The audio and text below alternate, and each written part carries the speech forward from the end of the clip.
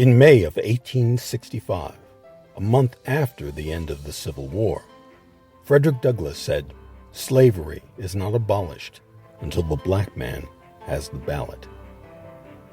In 1870, Congress passed the 15th Amendment.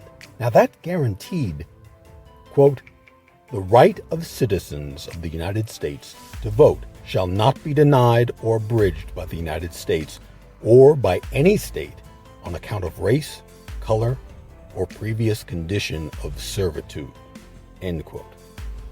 But southern states still found ways to circumvent the Constitution and prevent blacks from voting.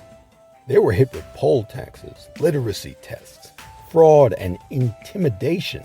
The grandfather clause. Now, that's the clause still in effect up until 1915 that said you could not vote unless your grandfather had voted, which of course was an impossibility for most people whose ancestors were, wait for it, slaves.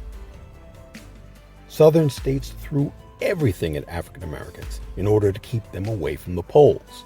Until the Supreme Court struck it down in 1915, many states used to keep descendants of slaves out of elections. For decades, brave men and women protested, shouted, marched, got arrested, and even died working toward voting equality for all Americans.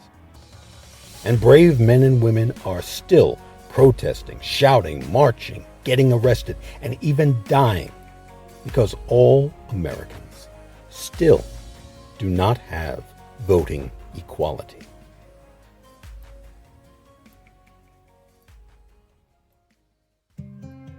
Know your voting rights. Know your voting rights. Know your voting rights. Exercise your right as an American citizen and vote.